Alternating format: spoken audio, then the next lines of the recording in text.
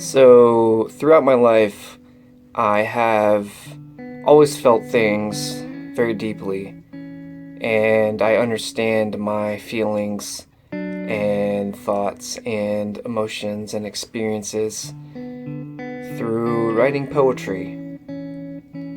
It seems to be the one way that I'm able to kind of tap into this closed off or gated part of myself that requires me to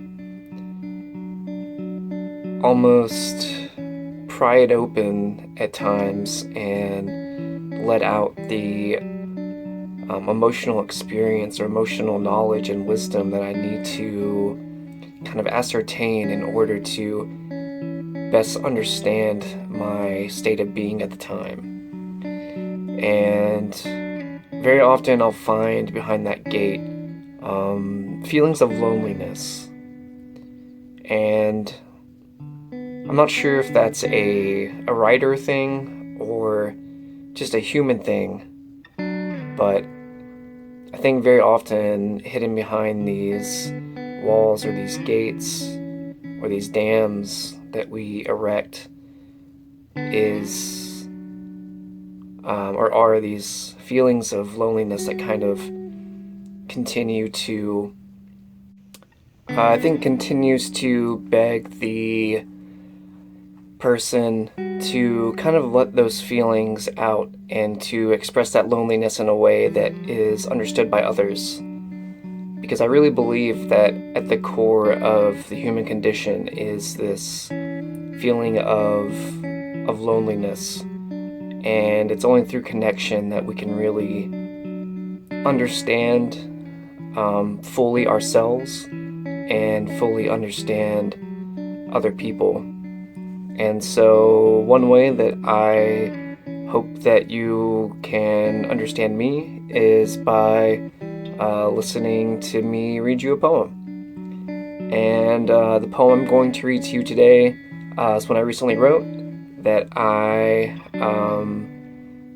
felt inspired to write based on my writing hero, Ralph Waldo Emerson. And this poem is called The Infinitude of the Private Man.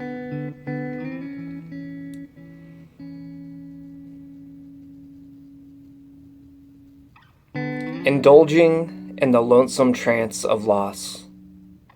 The home I built now overrun with vibrant moss.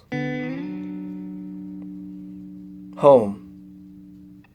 The idea, not the place, is now lost to weeds that I must yank out when quiet sighs amplify into desperate yelps that no one will hear but the stars.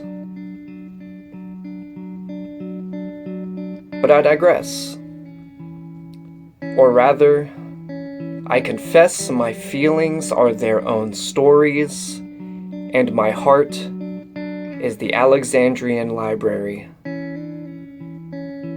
It once held ancient truths of gods and love and poetry and culture and beauty and hope.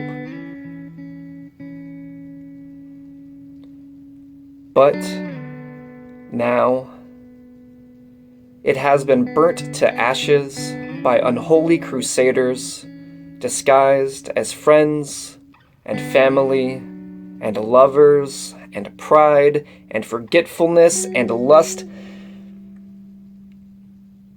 and self.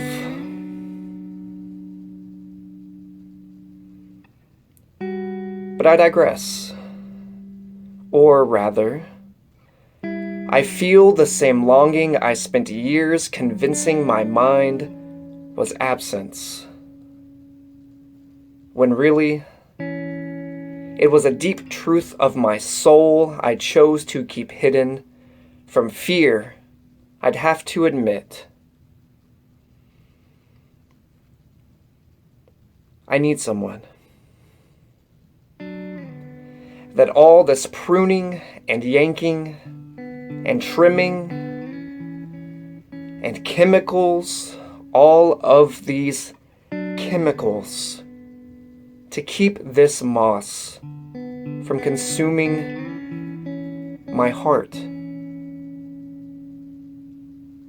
my home, were superficial attempts to deny the earth its rightful place in the only space my delicate hands find rest. But I digress. Or, rather,